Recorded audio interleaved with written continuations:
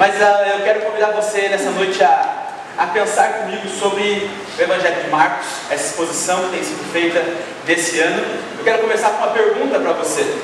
O que você pediria hoje a Jesus se Ele dissesse que iria realizar? Como um gênio da lâmpada, o que você pediria a Jesus hoje se Ele dissesse que iria realizar isso para você? Algumas pessoas encontraram com Jesus, e vocês já leram algumas delas, irão estudar algumas delas ainda no domingo à noite. Uns pediam a Jesus que fossem curados. Um homem vai chegar pedindo a Jesus que interceda sobre uma relação difícil que está tendo entre a sua família, para Jesus ser o juiz dessa situação.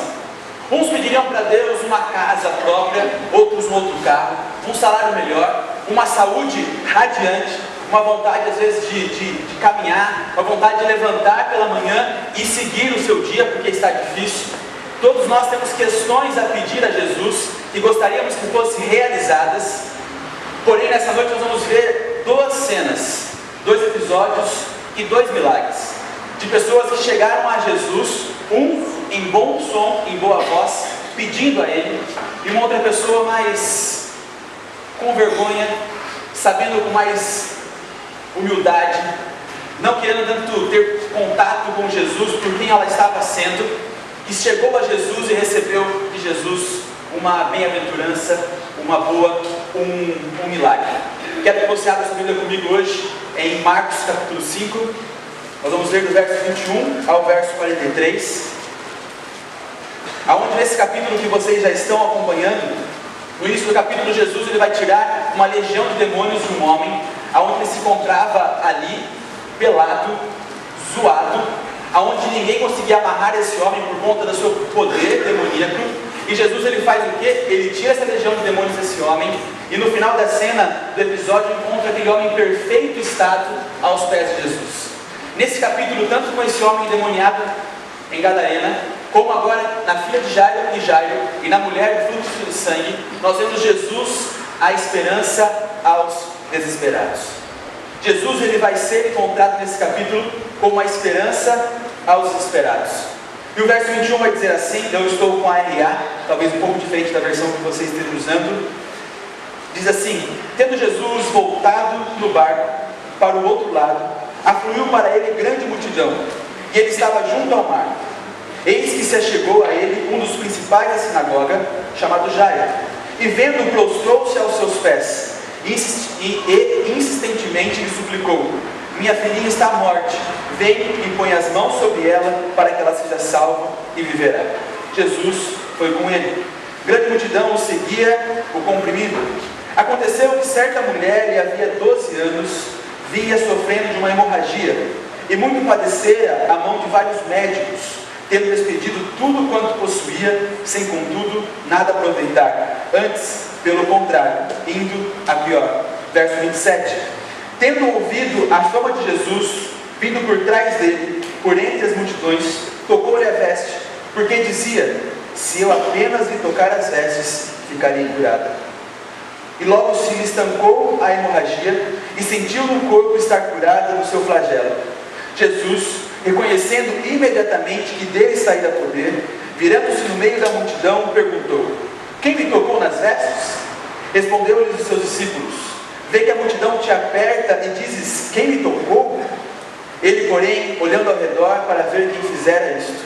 Então a mulher, atemorizada e tremendo, concia o que lhe se operara, veio, prostrou-se diante dele, declarando-lhe toda a verdade. E ele disse: filha, a tua fé te salvou, vai-te em paz e fica livre do teu mal. Verso 35. Falava ele ainda, quando chegaram alguns da casa do chefe da sinagoga, e quem dissera: tua filha já morreu, por que ainda incomoda o mestre? Mas Jesus, sem acudir às tais palavras, disse ao chefe da sinagoga: não temas, crê somente. Contudo não permitiu que alguém o acompanhasse, senão Pedro e os irmãos Tiago e João. Chegando à casa do chefe da sinagoga, viu Jesus o alvoroço, o que choravam e os que pranteavam muito. Ao entrar lhe disse: por que estáis em alvoroço e chorais? A criança não está morta, mas dorme. Verso 40. E riram dele. Tendo ele, porém, Mandado sair a todos, tomou o pai e a mãe da criança e os que vieram com ele e entrou onde ela estava. Tomando-a pela mão, disse: Talita cumi, que quer dizer: menina, eu te mando, levanta-te. Imediatamente a menina se levantou e pôs-se a andar, pois tinha 12 anos. Então ficaram todos sobremaneira admirados. Mas Jesus ordenou-lhes expressamente que ninguém o soubesse e mandou que desse de comer à menina. Senhor, muito obrigado por essa noite de estarmos juntos reunidos para cultuar ao Senhor. Obrigado, Deus, pela tua escritura que nos deixa imagens, situações verdadeiras que aconteceram e por intermédio do Senhor, pessoas foram curadas, pessoas voltaram ao normal e pessoas foram salvas, ó Deus, dos seus pecados. E uma garota, uma menina de 12 anos, foi, Deus, trazida à vida mais uma vez pelo seu poder, pelo poder de Jesus. Que nessa noite o Senhor possa nos ensinar, por meio dessas duas cenas, por meio dessas duas histórias, nos levar a amar mais a Jesus por quem o Senhor é, nos levar a confiar mais em Jesus por meio da fé que o Senhor nos dá, e nos levar a entender que a nossa vida depende do Senhor, que o Senhor é todo poderoso. Pai, nessa noite, fala aos nossos corações por meio da Tua Palavra. Oramos assim, em nome de Jesus. Amém. É interessante que nessas duas situações, a situação de impureza. Uma mulher, quando ela estava no fluxo de sangue, na sua menstruação, no seu ciclo natural mensal, ela não podia ter contato com ninguém porque ela era destinada como imunda, impura. Ela não podia estar entrando ao templo, e se alguém tivesse algum contato com o colchão que ela estava, ou encostasse nessa mulher que estava ali no seu período menstrual, essa pessoa se tornaria impura tanto quanto essa mulher. Ao mesmo tempo, na segunda cena que nós vemos da filha de Jairo, quando alguém tocasse algum cadáver, essa pessoa também se tornava impura por meio das cerimônias religiosas que a lei mandava. Porém, Jesus ele vai trabalhar agora trazendo esperança a duas pessoas desesperadas. Lembre-se sempre, na semana passada vocês viram, no capítulo 5, que ele trouxe um homem endemoniado a esperança, um homem perdido que estava são aos seus pés ouvindo Jesus falar. E nós vemos agora então a primeira cena chegando Jairo para conversar com Jesus. Antes, na cena anterior, aquelas pessoas de onde estava aquele endemoniado pediram que Jesus fosse embora. Jesus vai embora porque os demônios tinham entrado naqueles porcos que tinham caído no precipício. Esses porcos faziam parte do sustento, da criação, da venda daqueles homens. Então no verso 17, aqueles homens mandam Jesus embora. Em contrapartida, passando ali no rio, passando ali a esse rio, ali em Cafarnaum, Jesus chega e tem uma multidão esperando Jesus ansiosamente.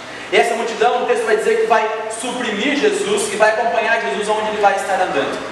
No entanto, Jairo, esse homem, chega correndo e ele se ajoelha, ele se prostra perante Jesus, solicitando algo a Jesus, que no verso 22 vai dizer, no verso 23, eis que Jairo se achegou a ele. Quem era Jairo? Um dos principais da sinagoga. Jairo ele era um chefe da sinagoga, responsável ali pelo serviço religioso daquele momento. Ele era provavelmente responsável pela sinagoga principal daquela cidade. Ele cuidava do sábado, de toda aquela exposição da leitura. Quando você vê, o homem levou a Jesus o rolo daquele lece ali em Isaías. O responsável da sinagoga direcionava todas aquelas questões. Ele cuidava da cidade, ele cuidava dos ensinos semanais que existiam ali. Ele era o pastor daquele lugar, ele era o religioso, ele era o chefe daquele lugar. Porém, em todo o cenário que nós vemos quando Jesus está caminhando, nós não vemos muitos fariseus, líderes religiosos, serem muito amistosos a Jesus. Tanto que Nicodemos vai à noite conversar com Jesus, porque ele está com medo dos seus amigos, mas ele começa a querer saber quem é Jesus, entender que ele é o Senhor, que ele realmente é Deus. E Jairo ele esquece de tudo isso, e ele vem e ele se prostra aos pés de Jesus. É interessante que essa cena de se prostrar aos pés de Jesus, Jairo está dizendo que ele reconhece que Jesus tem uma posição maior do que a dele. Geralmente isso acontecia quando alguém chegava perante o rei, perante o imperador, então ele se prostrava perante esse rei, dizendo, eu me humilho porque o Senhor é uma posição superior a mim. Então esse chefe da sinagoga chega a Jesus desesperado, e ele se ajoelha a Jesus. E o texto vai dizer que ele insistentemente lhe suplicou no verso 23, minha filhinha está à morte, vem, impõe a mão sobre ela para que ela seja salva e viverá. Esse homem está desesperado. não quer saber se os amigos vão falar mal dele, não quer saber se as pessoas estão gostando de Jesus por ali ou não, mas ele sabe que a sua filha, a sua única filha, o Evangelho de Lucas vai nos dizer, a sua única filha de 12 anos era a maioridade naquela época, agora ela ia começar a maioridade, ela ia se casar, era a única filha desse homem, ela está doente, ela está enferma, ela está quase morrendo, e Jairo ele esquece da sua reputação, ele provavelmente viu Jesus fazendo alguns milagres, ele ouviu ali em Cafarnaum o que Jesus tinha feito anteriormente, e quando ele chega a Jesus, ele chega na sua última esperança, ele chega completamente perdido, dizendo: Jesus, por favor, venha até a minha filha que está à morte. Mateus vai dizer que ele pediu para que Jesus pusesse as mãos sobre a filha dele, e Jesus, sem nenhuma resposta, ele vai caminhar, ele vai seguir a esse homem até a sua casa, Jairo. No verso 24 vai dizer: ele foi e Jesus foi com ele. Mas Jesus não foi sozinho. Quando ele atravessa, ele chega ali em Cafarnaum, há uma multidão esperando Jesus. Então vai Jesus, Jairo com seus discípulos e aquela multidão. Provavelmente por ter muita gente, eles foram muito devagar, não tinha aqueles seguranças para tapar ali, Jesus passar com mais tranquilidade. E eles foram caminhando e chegando ali bem devagar. No meio dessa situação, ele cumpriu alguns rituais. Verso 25: e muito padecera a mão de vários médicos, tendo despedido tudo quanto possuía, sem contudo nada aproveitar, antes, pelo contrário, vindo a pior. Se essa mulher fosse rica, agora ela era pobre. Essa mulher tinha muitos bens, hoje ela não tem nada. Por quê? Porque tudo que ela tinha, ela investiu na medicina para ser curada durante esses 12 anos. E nada aconteceu. Nada aconteceu com essa mulher. Ao mesmo tempo que nessa questão do cerimonialismo, para nós entendermos um pouco melhor, em Levíticos 15, 25, esse texto vai estar na tela com vocês, vai dizer assim: quando uma mulher tiver um fluxo de sangue por muitos dias fora da sua menstruação normal, ou um fluxo que continue além desse período, ela ficará impura enquanto durar o corrimento, como nos dias de sua menstruação. São 12 anos rejeitada, são 12 anos impura, 12 anos vivendo sozinha, sem dinheiro agora, e cada vez perdendo mais ainda o seu dinheiro, e provavelmente ela era ou viúva, ou ela era solteira, ou ela era divorciada. Naquela época, os judeus, eles tinham uma esposa, e se ela não pudesse dar filhos a esse homem, ele divorciava dela. Por isso aquela cena que eles vão perguntar a Jesus: Jesus, por que Moisés mandou dar carta de divórcio? E Jesus vai explicar um pouco essa questão do divórcio. Eles entendiam se aquela mulher, se aquela mulher não satisfazesse as suas necessidades, eles poderiam se divorciar dela. De duas uma: ou ela era divorciada porque com esse fluxo de sangue ela não podia engravidar, então ela foi rejeitada pelo seu esposo, ou ela vivia como solteira, todo esse tempo, agora solteira, sem dinheiro e com uma doença que não se curava. Mas essa mulher que estava à beira de uma tristeza, excluída, rejeitada, sem esperança, ela está ali em Cafarnaum, e ela ouviu falar de Jesus. Talvez ela viu alguns milagres que Jesus fazia, e essa mulher fica um pouco pensando se ela vai chegar a se aproximar de Jesus ou não. Imagine comigo a cena: você não pode encostar em ninguém porque você é impura, ou você é impuro, e você não pode ter contato com ninguém durante 12 anos por meio disso. Aí você vê Jesus caminhando com uma multidão de muitas pessoas juntos, e ali está Jairo, o chefe da sinagoga. Se você não poderia entrar no templo, não poderia entrar na sinagoga. E aquela mulher fica um pouco cometida, mas há uma esperança no coração dela. Ela pensa consigo mesma, no verso 28 vai dizer assim: porque dizia, se eu apenas lhe tocar as vestes, ficarei curada. Em Mateus vai dizer que essa mulher dizia consigo mesmo essas palavras. Imagina aquela mulher vendo Jesus e pensando: se eu apenas tocar em Jesus, eu vou ficar curada. E aquela mulher de um estado, ela toma uma atitude por fé e ela vai até Jesus. É interessante que a questão do toque, apenas tocar Jesus, no capítulo 3, verso 10, vai dizer que pessoas eram curadas por meio de tocar apenas em Jesus. Ela não poderia chegar e gritar impura e dizer quem ela era. Ela tinha vergonha porque ela era rejeitada. Essa mulher, ao mesmo tempo, estava desesperada, entendia que ela tinha apenas uma solução, ela tinha uma última esperança, E essa esperança tem um nome, essa esperança estava passando ali perto dela, essa esperança é Jesus. Então, vai dizer o texto no verso 28, porque dizia que se eu apenas me tocar as vestes, ficarei curada. Verso 29 vai dizer logo em seguida, e logo, 28, perdão, 29, e logo se estancou, perdão gente, 27, tendo ouvido a fama de Jesus, vindo por trás dele, por dentro da multidão, tocou-lhe a veste.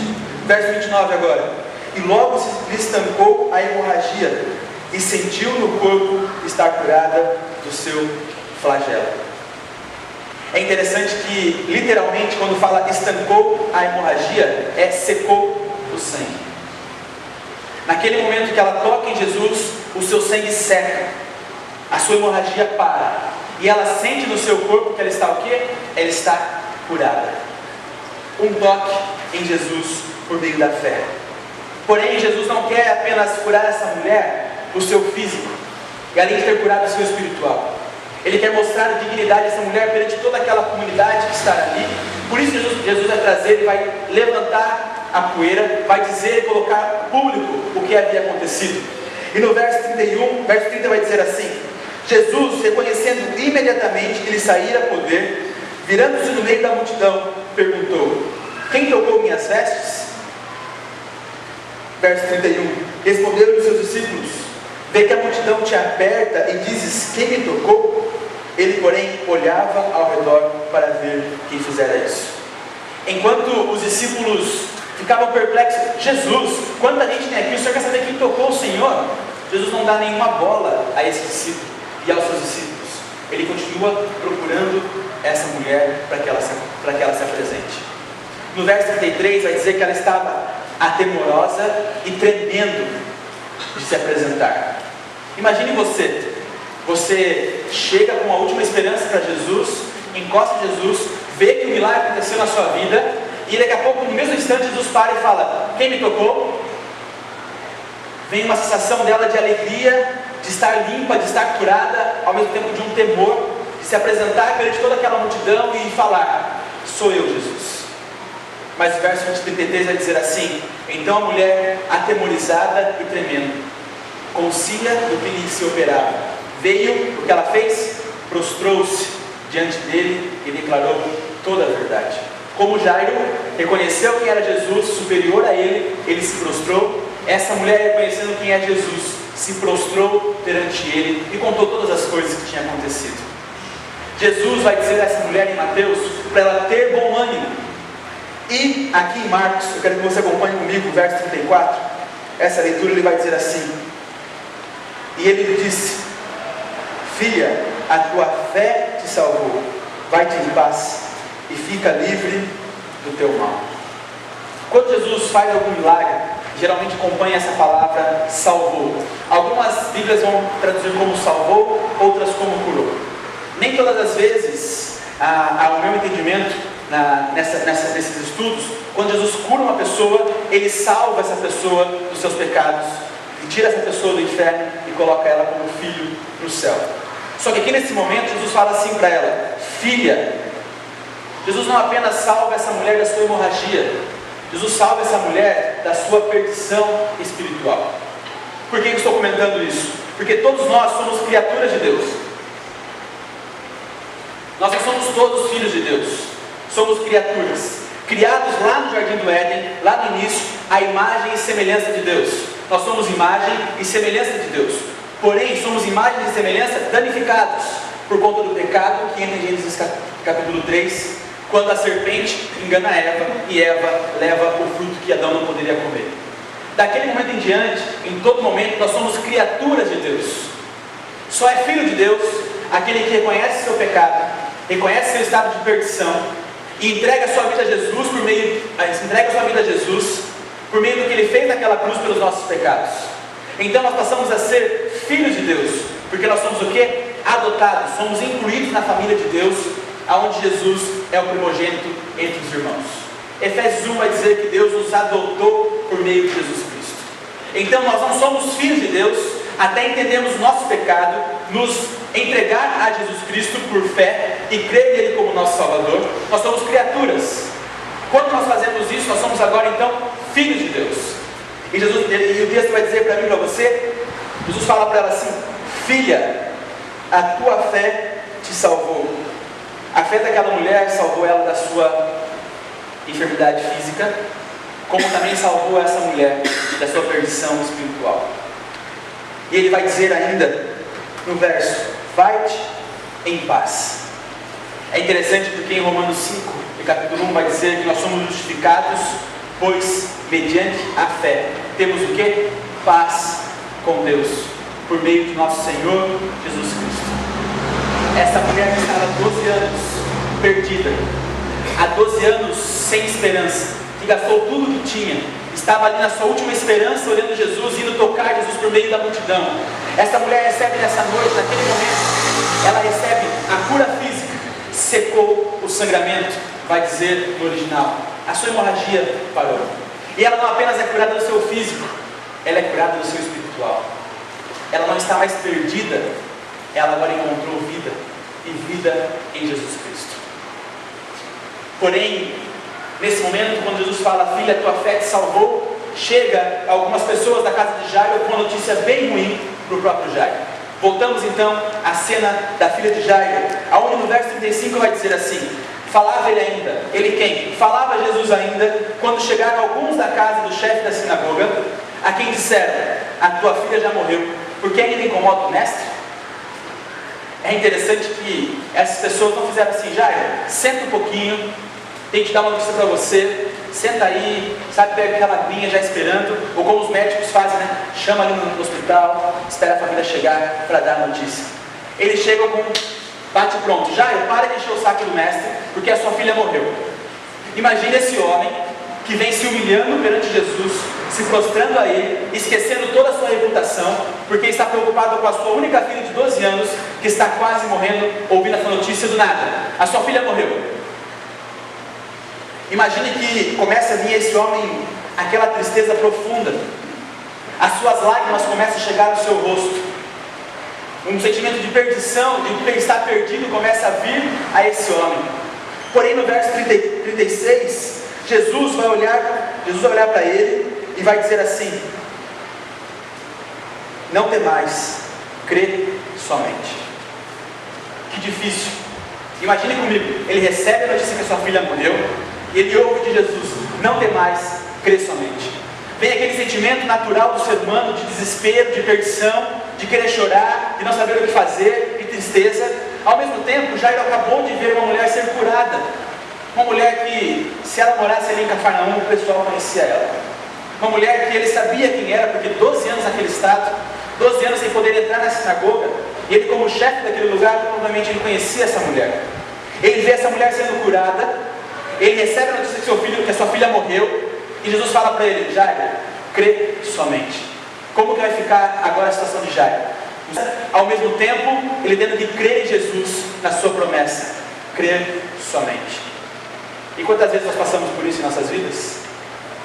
Nós estamos no trabalho com dificuldade, em casa com algumas dificuldades, querendo chorar, desesperados, quando lembramos que nós temos que confiar em Deus, porque Ele quem cuida do nosso dia a dia.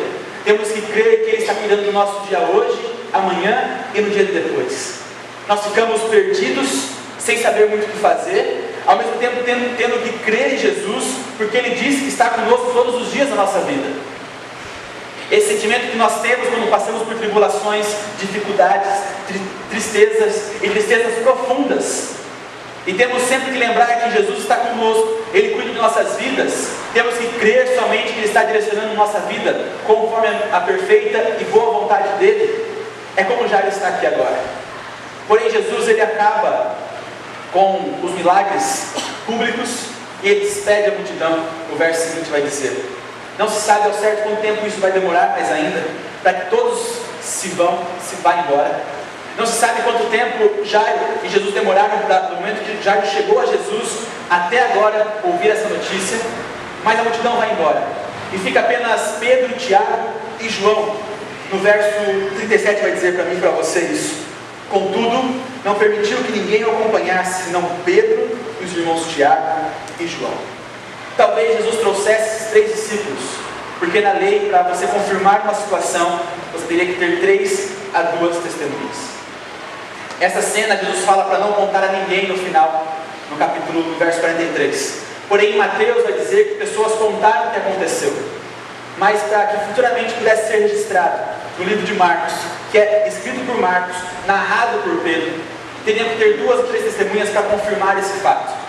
Sabemos que Tiago, ele morre logo no início da perseguição da igreja em Atos, mas ainda permanecem 2 testemunhas: Pedro, o apóstolo principal, se eu posso dizer assim, proeminente, e João, o último apóstolo a falecer. Então eles seguem ali a casa de Jairo. Quando chegam, no verso 38 vai dizer assim: chegando à casa do chefe da sinagoga, viu Jesus o alvoroço e os que choraram e os que pranteavam muito. Naquela cultura, quando alguém morria, existiam profissionais que iam ali chorar e prantear aquela pessoa que estava morta. Então, quando Jesus chegam ali, existiam 3 pessoas pelo menos ali: 2 flautistas e uma carpinteira. É uma mulher que chora, ela chora profundamente, forte, amargamente, só que sem sentimento, para levar aquele funeral com um sentimento mais drástico. Então Jesus chega ali, está aquele alvoroço de pessoas chorando, aquela flauta tocando, e ele chega a esse lugar, como andava a tradição e estava acontecendo. Esse texto está dizendo para mim e para você que aquela menina estava morta, ela já tinha morrido. Esse texto está mostrando para mim e para você o que o milagre vai acontecer agora, é um milagre verdadeiro e um milagre real. Porém, sejam famílias ricas ou famílias pobres, a família de Jairo, que tinha certas posses por ser o líder da sinagoga, ou se fosse a família da mulher hemorrágica, que não tinha posse nenhuma agora, isso acontecia naquela época. Então Jesus, de uma forma muito irônica, podemos dizer assim, ou até engraçada, ele vai dizer no verso 39, ao entrar, lhe disse: por que estáis em alvoroço e chorais? A criança não está morta, mas dorme. As pessoas que estão ali confirmar a morte daquela menina, vão olhar para Jesus e fazer o quê? Eles vão rir de Jesus. Por que Marcos narra isso? Para mostrar que pelo aquele prantear natural da cultura e pelo riso daquelas pessoas, aquela menina estava morta. Ela não estava dormindo fisicamente na perspectiva humana, ela não estava com sono, ela tinha morrido, seu coração não batia, ela não respirava mais, ela estava ali intacta. Porém, naquela época, o corpo se decompunha muito rápido. Então, o que acontecia? Eles tinham que enterrar rápido aquela menina. Após essa risada, após esse riso, o verso 40 vai continuar dizendo para mim e para você: tendo ele, porém, mandado sair a todos, tomou o pai e a mãe da criança, e os que vieram com ele, e entrou onde ela estava. Verso 41, tomando-a pela mão, disse: Talita cumi, que quer dizer: menina, eu te mando, levanta-te. Por meio de 5 testemunhas, pessoas viram esse milagre real e verdadeiro. Aquela menina volta à vida. No verso seguinte vai dizer que seu espírito voltou à sua vida. Verso 42, a menina imediatamente se levantou e pôs-se a andar, pois tinha 12 anos. E então ficaram todos sobremaneira admirados. Aquela menina estava morta, e por meio da palavra de Jesus, ela voltou à vida. Eu nunca vi uma ressurreição, mas para crer nisso, precisamos de fé. Porque por meio da palavra de Jesus, um homem foi curado, com os capítulos anteriores ao sábado, da mão ressequida, a sua mão voltou ao normal, quando Jesus cura, por meio do quê? Da sua palavra. Por meio da palavra de Jesus, ele acalmou a tempestade. Alguns capítulos anteriores vocês viram isso. Por meio da palavra de Jesus, uma legião de demônios saiu daquele homem e foi aos porcos. Por meio do poder de Jesus, aquela mulher foi curada da sua hemorragia, e ele declarou com sua palavra que ela tinha sido salva. Sua filha, ela era agora. E por meio da palavra de Jesus, Talita cumi, eu te ordeno, levanta-te. Aquela menina volta à vida. A cena mais próxima que eu tenho disso é da época da Anne, quando nós fazíamos essa cena. No meio da música que cantava, tinha uma menina que ficava no braço de Jesus, e no momento da música a menina voltava. Foi, eu acho que a cena mais próxima que eu vi, que me traz essa cena do que aconteceu aqui. Mas essa menina, ela levanta da morte para a vida. Essa menina não levanta apenas meio sonolenta. O texto vai dizer que ela ficou em pé. O texto vai dizer que ela pôs em pé e começou a andar. Ela não apenas volta à vida, ela é curada da sua enfermidade, porque ela estava morrendo, estava de cama por conta de uma enfermidade. Por meio da palavra de Jesus, ela veio à vida. Essa menina ressuscitou e Jesus ordenou que dessem a ela comida. Eu não lembro agora se é em Mateus ou Lucas que vai dizer que o Espírito voltou a ela. Não é aqui em Marcos, como eu citei. E o verso, e é interessante que esses textos, essas duas cenas mostram para mim e para você que quando Deus quer agir, ninguém pode impedir. É por meio da palavra dele que as coisas acontecem. Desde o Gênesis, disse Deus, haja luz e houve luz. E aqui então, nessas duas cenas que nós vemos hoje, uma menina, ela trazida à vida, ela ressuscitou por meio da palavra de Jesus. Uma mulher, ela é curada e ela é trazida à vida real. Ela viveu realmente por meio de crer por fé em Cristo Jesus. O verso 43 termina dizendo assim: mas Jesus ordenou-lhes expressamente que ninguém o soubesse e mandou que desse de comer a essa menina. Em Mateus vai dizer que essa história começou a ser difundida ali pelas pessoas, o que Jesus tinha feito. É interessante que Jesus, ele é a esperança aos desesperados. O endemoniado, ele estava desesperado com a sua legião de demônios que estava nele. E as pessoas eram incapazes de acorrentar esse homem, porque ele se soltava e continuava ali vivendo o seu endemoniamento, se eu posso dizer assim. Nós vimos uma mulher que estava desesperada com a sua enfermidade, e nenhum médico foi capaz, eles foram todos incapazes de poder trazer a cura a essa mulher. Nós vemos Jairo, que estava desesperado porque a sua filha estava morrendo e ela morreu, e ninguém seria capaz de trazer essa menina à vida. Todos nós seríamos incapazes de fazer isso. Mas para tirar aqueles demônios, para trazer a saúde àquela mulher e para trazer vida a essa menina, apenas uma pessoa foi capaz, e essa pessoa é Jesus Cristo. Jesus é a esperança aos desesperados. Eu não sei como você chegou aqui nessa noite, mas eu quero que você lembre dessa frase, desse tema. Jesus, ele é a esperança aos desesperados. Seja por relacionamentos, seja por doença, seja por tristeza, porque algo que você queria que acontecesse não está acontecendo e você está frustrado ou frustrada. Jesus é a esperança para a minha e para a sua vida. Ele tem o poder. Por meio da sua palavra, ele muda a vida, ele muda a situação, ele muda contexto, ele muda história. Por meio de Jesus, ele muda a nossa vida, não apenas fisicamente, mas sim espiritualmente, porque ele nos traz a vida de verdade, que é a salvação que nós cantamos no primeiro cântico dessa noite. Em tudo isso que nós vimos, o que esse texto nos ensina para mim e para você levarmos para nossas vidas todos os dias? Primeira coisa é que Jesus não faz acepção de pessoas. Jairo era um homem de posses, importante e rico. E ele chega a Jesus, Jesus faz o quê? Jesus atende Jairo.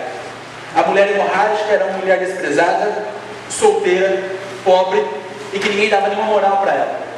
E ela se achega a Jesus, o que Jesus faz? Jesus atende a essa mulher.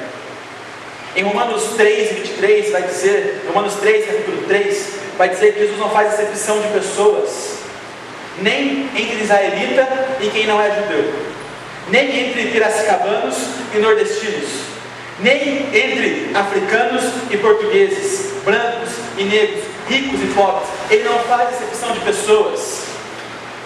Quem se achega a Jesus, ele ouve e ele atende. E eu e você precisamos entender isso. Como você chegou aqui hoje? Não importa se você está feliz, alegre, cheio de dinheiro, querendo só curtir a sua vida, ou está tudo bem, ou se você está aqui triste, preocupado ou preocupada, precisando de uma resposta de Jesus para amanhã, sem esperança em algumas situações. Lembre-se de uma coisa: Jesus não faz acepção de pessoas. Ele está pronto a te ouvir, pronto a te atender, como ele estava pronto a ouvir e atender aquelas duas pessoas, tanto Jairo quanto essa mulher hemorrágica. Porém, algo que o texto me ensina a você, que para chegar até Jesus nós precisamos de fé. Guardem isso, para chegarmos até Jesus precisamos de fé. Ele está pronto a nos atender, quem for. Ele não faz acepção de pessoas. Como você estiver, cheio de pecado, pecando pouco, lutando contra o pecado, mas para chegarmos até Jesus precisamos de ter fé. E aquelas pessoas exerceram fé em Jesus. Aquela mulher,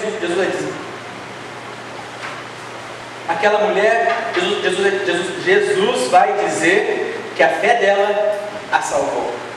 E aquele homem, Jesus falou o quê? No Novo Testamento, fé, ela aparece com 3 conceitos.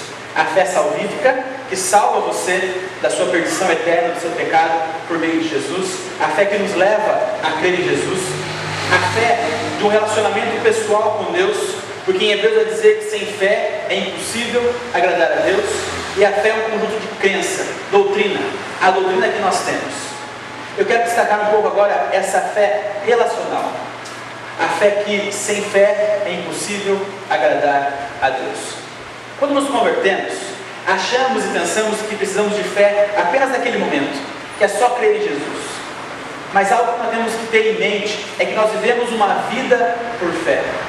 Fé em fé todos os nossos dias. Por isso que em Hebreus capítulo 11, verso 6 vai dizer que sem fé é impossível agradar a Deus.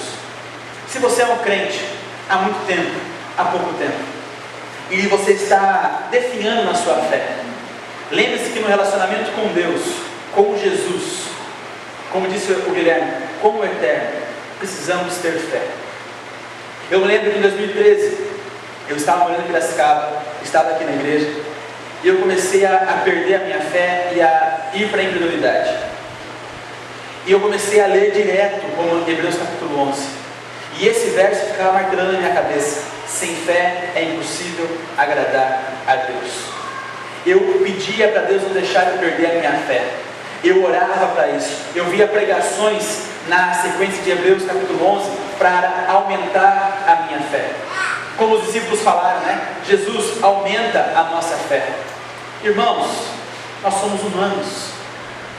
Nós somos pecadores. Vai ter hora, sabe o que a gente quer? Chutar o balde.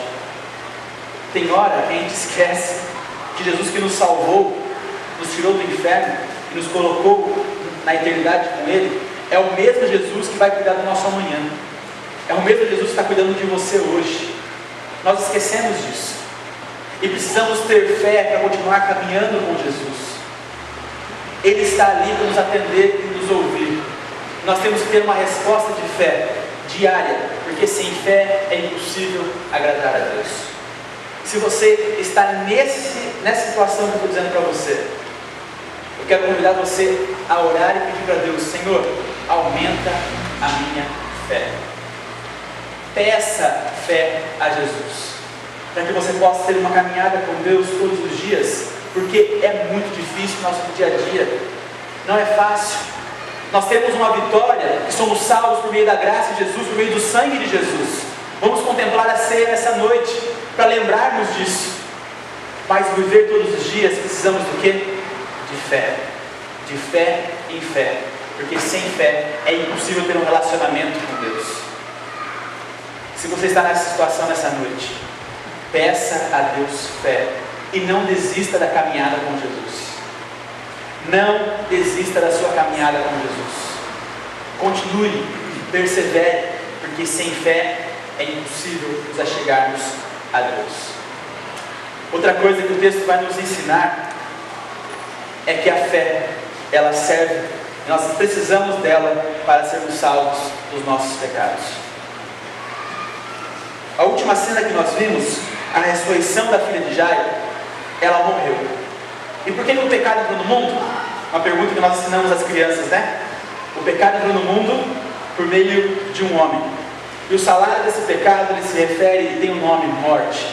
Não fomos criados para a morte, mas nós morremos por conta do pecado e por causa desse pecado. Essa menina morreu aqui por causa do pecado, do seu pecado e o pecado de Adão, que leva como consequência, como salário, a morte. Essa menina, ela foi ressuscitada aqui, só que depois ela morreu de novo. E se Jairo viu de novo ela morrer, ele viu que ela não voltou à vida. Ela morreu porque todos nós estamos destinados a morrer um dia. A certeza que nós temos nessa vida é que nós vamos morrer.